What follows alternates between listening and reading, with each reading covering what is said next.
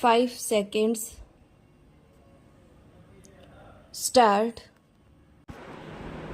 महोदय, मैं अपने बारे में कहता हूँ।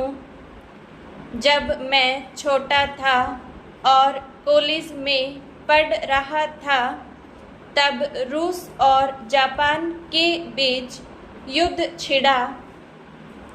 उस समय समाचार पत्रों में जापान के संबंध में बहुत से बातें छपा करती थी। उनमें एक बात यह भी थी कि जापान में समूरिया जाति के लोगों ने अपने सब अधिकार वहाँ के राजा को दे दिए थे। उसके बाद जापान बड़ी उन्नति कर सका। हम लोग यह पढ़कर आश्चर्य और सराहना करते थे।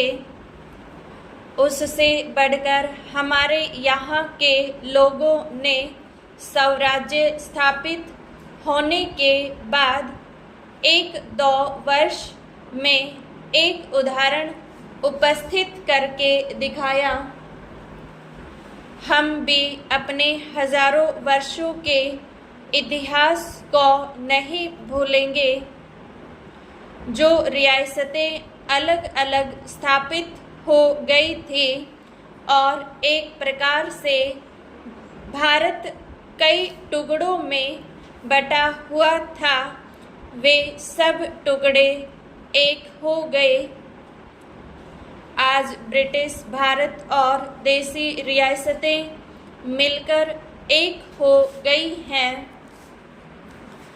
उसके बाद हमारे सामने यह प्रश्न आया कि भारत के लोग केवल स्वराज्य से ही सुखी नहीं हो सकते, उनको किसी न किसी प्रकार सुखी बनाना है।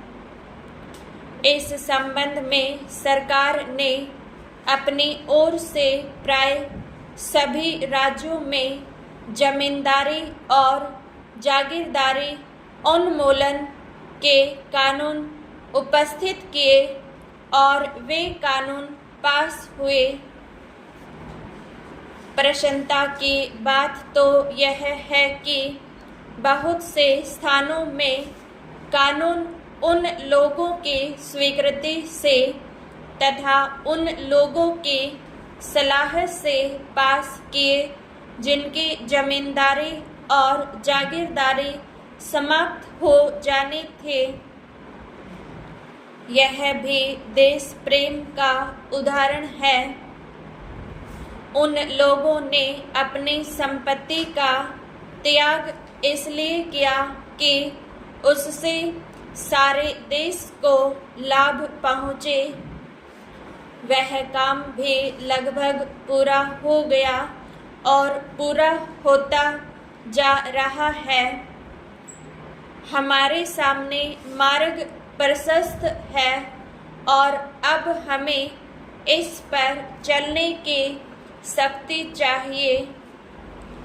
हम में परस्पर कभी कभी इस प्रकार की संकुचित धार्मिक अथवा सामाजिक भावना देखने में आती है, जिसके कारण कभी कभी लड़ाई झगड़े हो जाती हैं।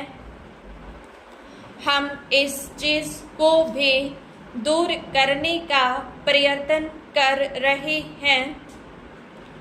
हमारे संविधान में स्पष्ट बता दिया गया है कि कोई चाहे किसी भी धर्म का क्यों न हो, किसी भी जाति का क्यों न हो, इस देश में सबको समान अधिकार है।